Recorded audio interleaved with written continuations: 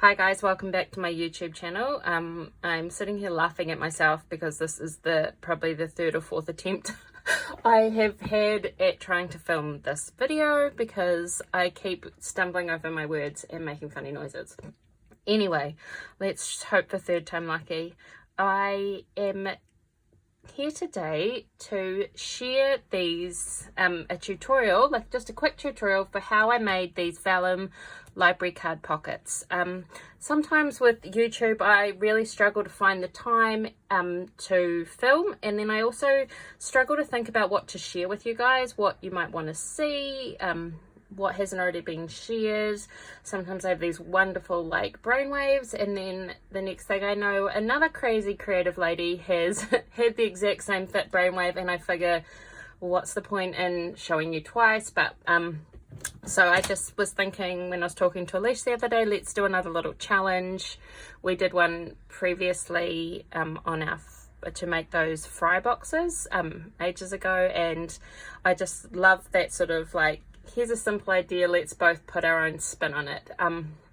So I'm here today with my spin on the Vellum library pocket. I love library pockets, or any kind of little pocket that you pop something in. So these are the ones I made when I was last night trying to come up with my take on the whole thing.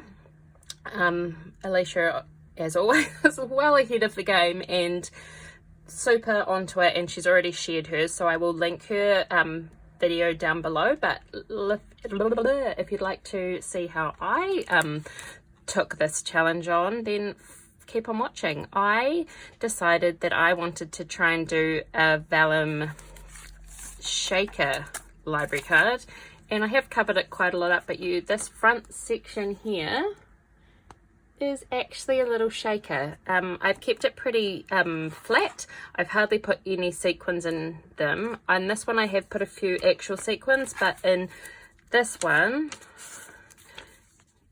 and they've all fallen to the bottom, these are just these little paper sequins. So let me just show you in here. I got a really cool die from, what was it called, Paper Tray Ink, and it was a sequin die, but basically it was just lots and lots of little circles. And I also have a little heart, tiny heart one. So I had this little box of sort of pre-punched paper sequins, and I thought I would try them because they're super flat. But anyway, let's get on to the actual challenge and tutorial. Okay, so I use this. I thought I would share what I actually use for my Vellum. I'm not sure if it's technically Vellum as such, but it's tracing paper, and I get it from a local art and graphic store, Gordon Harris, and it comes in a pad of 50 sheets. It's 110 GSM. So this one's the tracing pad, and these are A4 sheets. You can also get A3. And there's also a details pad, which is like Vellum as well, but it's a lot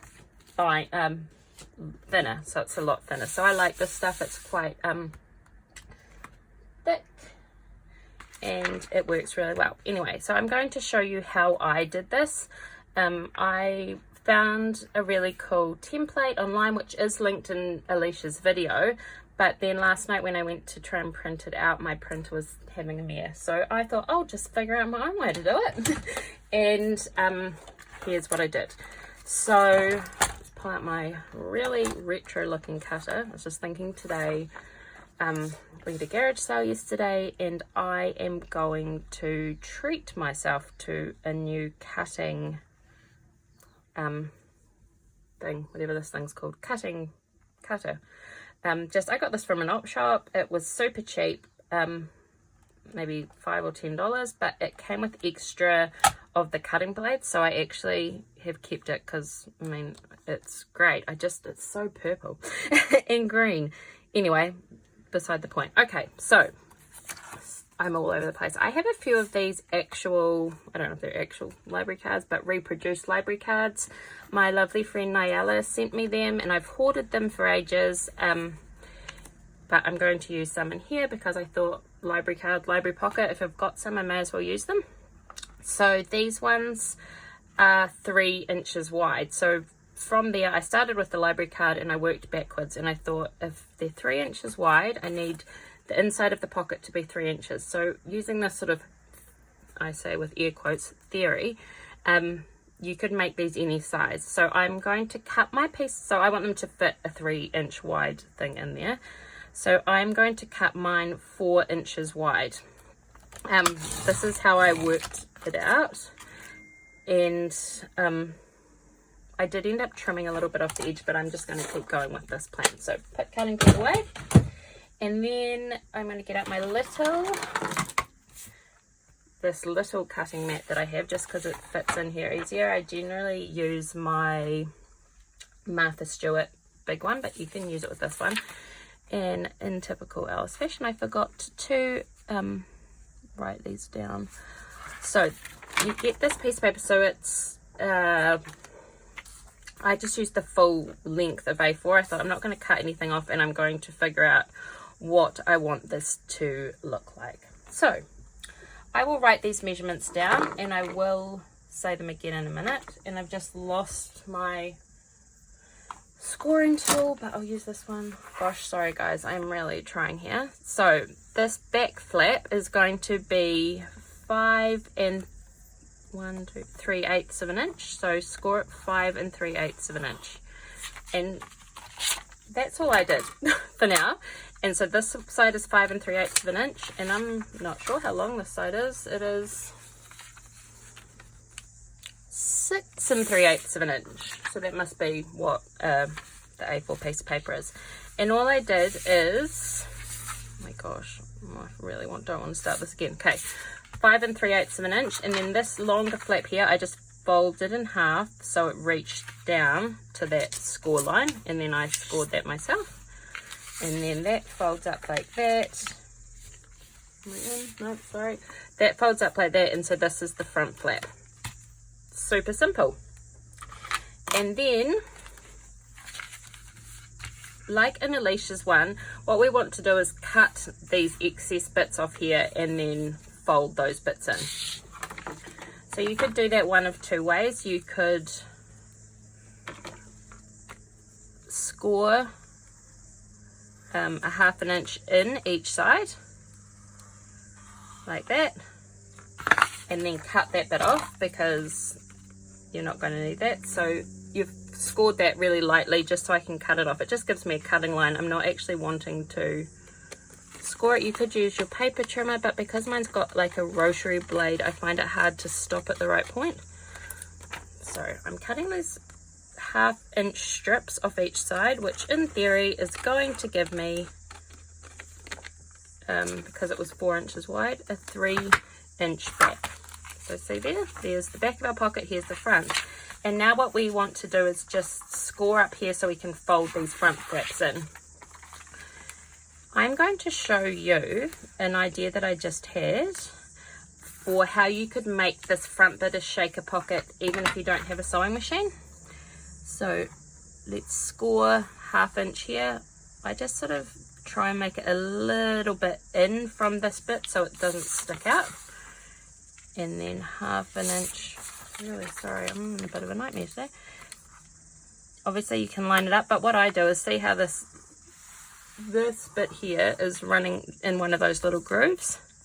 I want it to sort of be right in the middle, and then I will score here. So when I fold those flaps in, you'll see in a minute, hopefully it'll make sense. I don't like these scoring tools with Vellum. I find that they're a little bit, the score mark they make is a little bit too almost wide, and so you can't really tell where it's going to fold.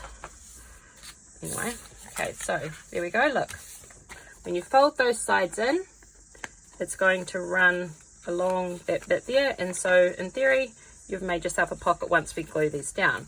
For these ones here, I opened the flaps up and sewed around this bit here and then put the sequins in that middle flap.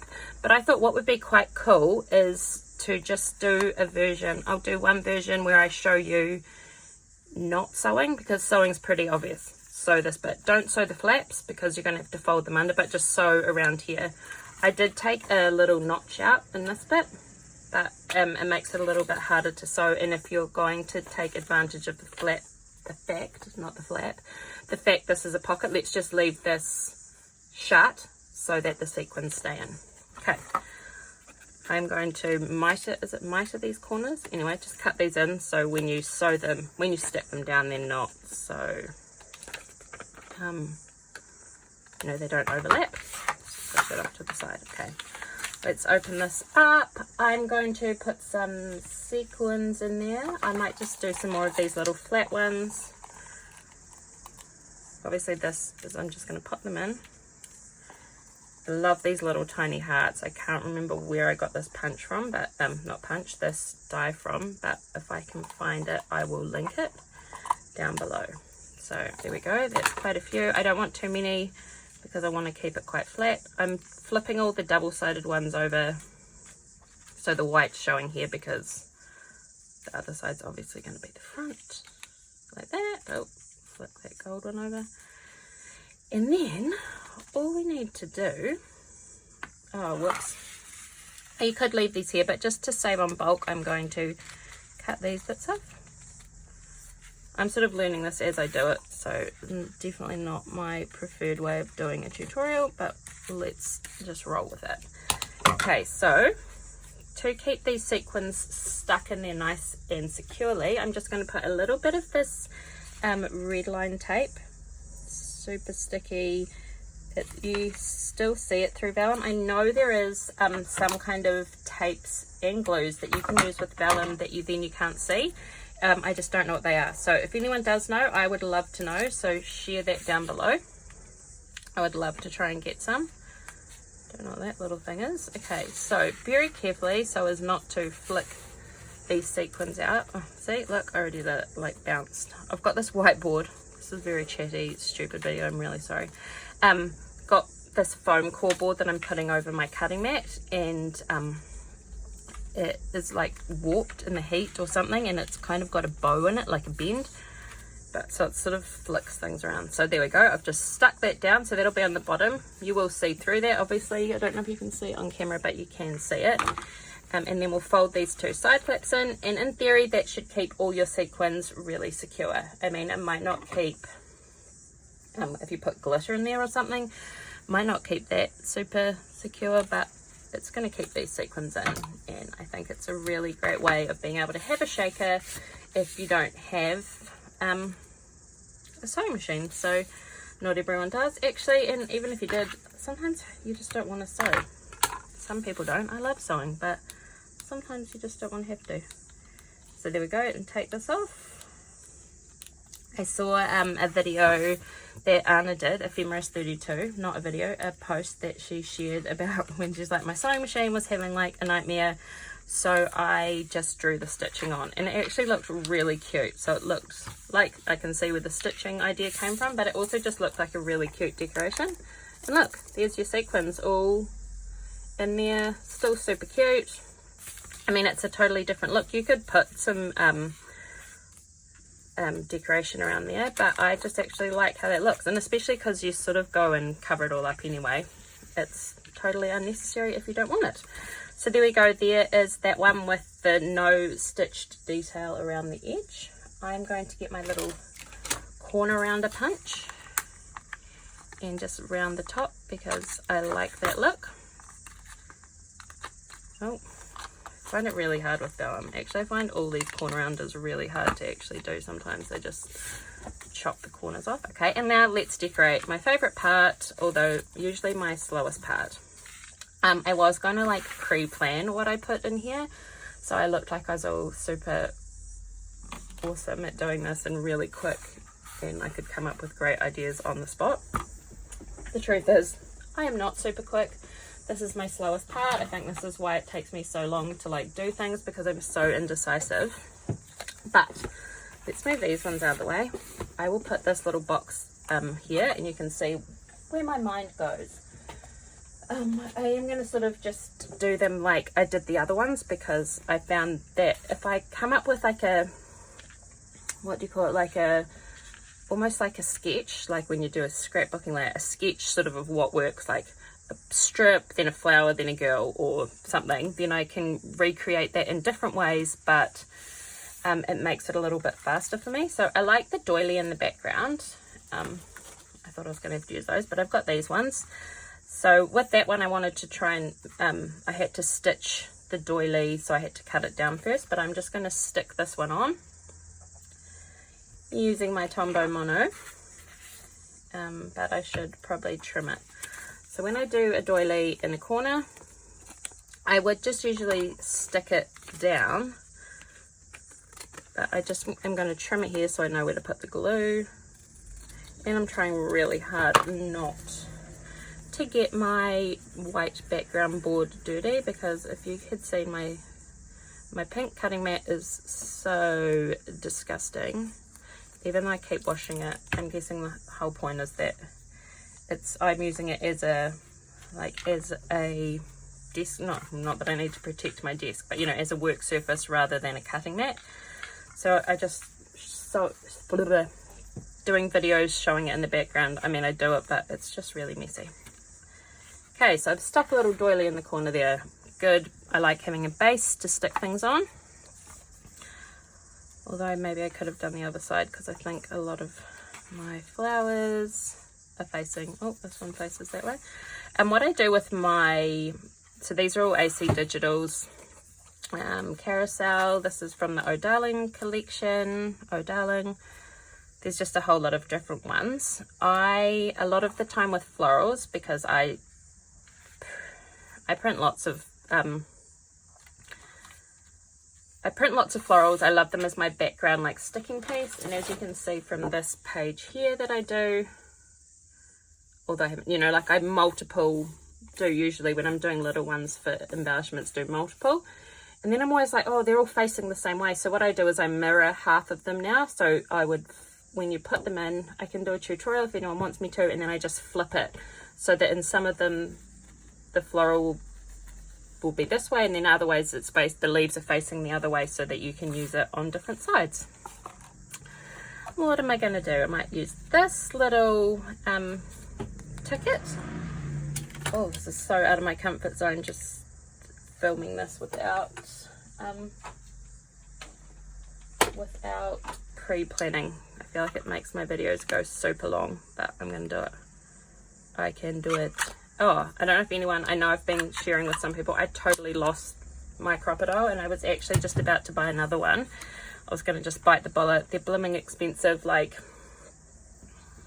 how much are they? They're probably about $60 here in New Zealand, but I was like, I need it. I need it to set my eyelets. I need it to punch little holes. I need it, yeah, mostly just set my eyelets. I have got like a little like metal one that you hit with a hammer, but I don't like that one. Well, I do, but it's a bit harder. Okay, so I'm just putting that little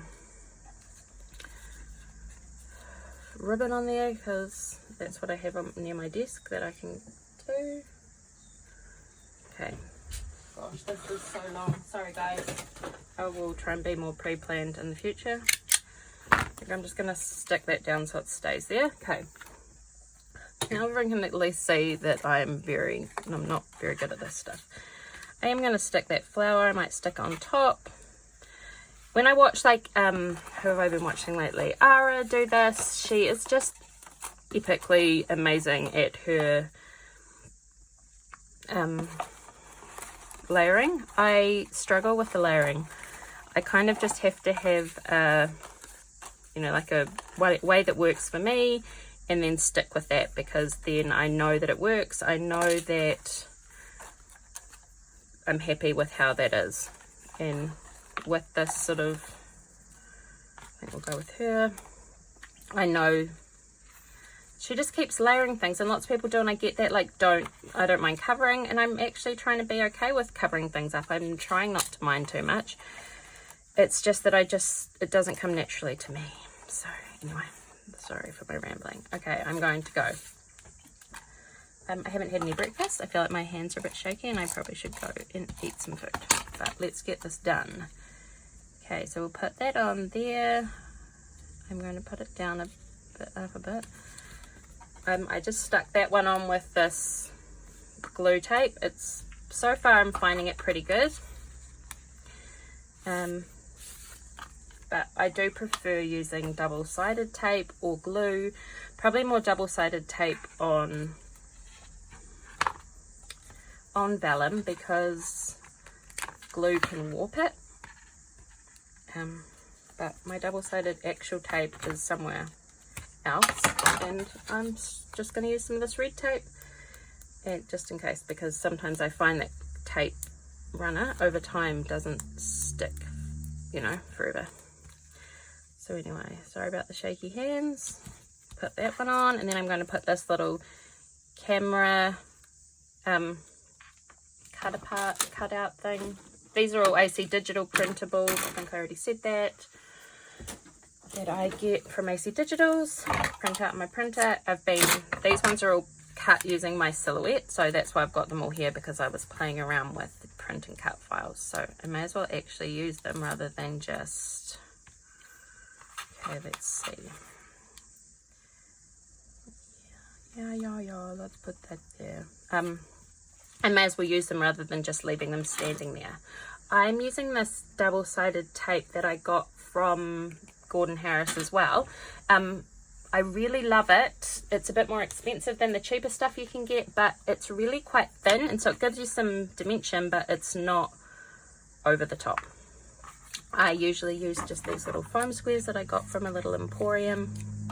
They are a bit thicker though, and sometimes when I'm making things, I don't want super thick. I know, Rue, the layers are what all the cool kids are doing. I never pretended to be cool. I never said I was cool. I find that the stick, like the super thick, is not always for me. Super chunky. They look so cool, but then I find them a little bit, I don't know. I do what I do, and I like it, so I'm okay with that. Sorry, I'm just sticking this double-sided tape on. I'm going to have to hurry up because I'm definitely feeling a bit shaky and I need some breakfast. And I'm very conscious of it now that I'm filming, that my hands are going all shaky. I'm not quite sure why, and I need to do something about that. Okay, so then I'm just going to stick her on. So look, there we go. I think that looks pretty cool. Little embellishment clustered there. I had been putting some thread on these ones, but I might just put a couple of enamel dots. This is my messy workstation. I love watching other people do these things, and they're so good and all like so neat and tidy, and I'm like a hot mess over here, but it's okay.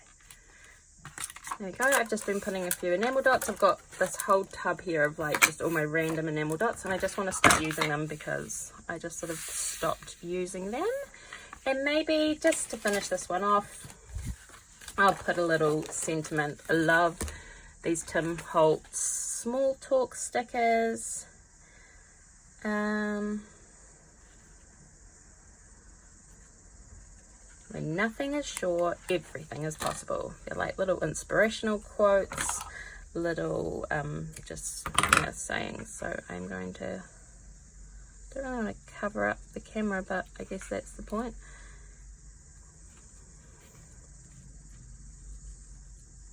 See, my hands are so shaky.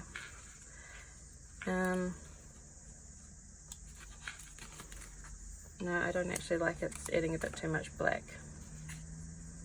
I'm just going to put that back on. I'm going to leave that as it is. Yes, it would have looked quite nice, but my hands are too shaky and it's going really weird.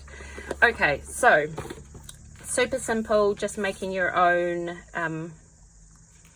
template. I will add the dimensions down below, but like I said, 4 inches wide, however long an A4 sheet of paper is, and then score at 5 3/8 of an inch, and then fold the longer flap in half and then fold it up. So yeah, if you need me to explain again, I totally can. I'm happy to help, but what I might do is I will go now and just draw a template. I will stick that on after this video is finished for a little minute, and then if you just want to pause the screen, you'll be able to see where to fold and cut. Okay, thank you all for watching. Make sure you head over to Alisha's channel. and see her version of these really cool Vellum shaker cards. Not shaker cards, or they are shaker library pocket cards. And maybe make your own, give it a go, see what you think, and I'd love to see. So make sure you tag me if you give it a go. And because I'm actually losing the plot, I wanted to do a little giveaway at the end of this. I love library pockets and cards, like I said, and when I was cleaning up for my garage sale, I found a packet of these older Rosie's Studio Twig and Twine collection library cards and pockets. So it contains 12 pieces, which is 6 library pockets with 6 cards. So these are the different ones. Each one has like a library card in it and the pocket there. And I thought these would be super fun. Obviously you could swap the cards around. You could take a template off one of these and then make your own version. You could switch the cards around. These would be so lovely decorated in the front. I thought it would be really nice to give away this little packet of these library cards that I found to one of you. So if you've made it through my rambling mess, this is a little thank you for listening to me before I've had coffee and breakfast.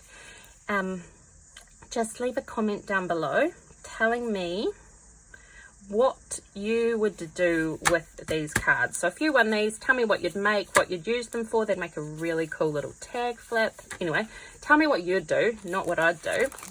And maybe in a couple of days, let's just think of the time that I'll do this. I'll say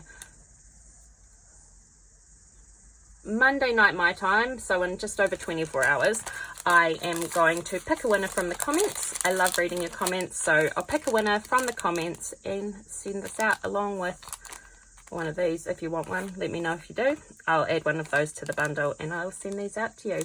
Anyway, I'll be back in a minute with the measurements and if you want to make your own. Thank you so much. Sorry guys, I promise not to film any more videos without having breakfast. See you later. Okay guys, this is where you need to zoom in and pause if you want to.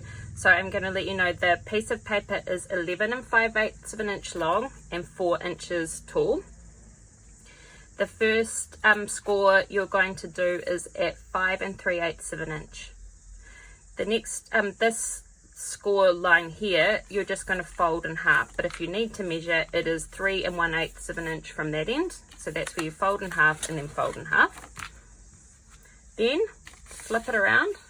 You're going to cut 1/2 inch off each side down to this score line.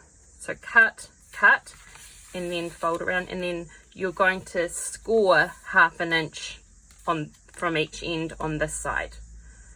I know it sounds really complicated, but it's not. And then I have put the last little lines. When you fold this front flap off and fold it in, you are just going to want to cut off the corners of that to fold in. You don't have to. I just think it looks neater. So here are the measurements.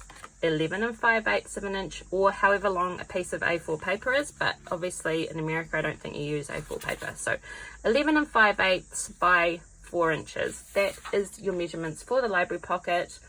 Sorry if it wasn't very clear, but hopefully that makes a lot more sense. See you later. Don't forget to enter the giveaway.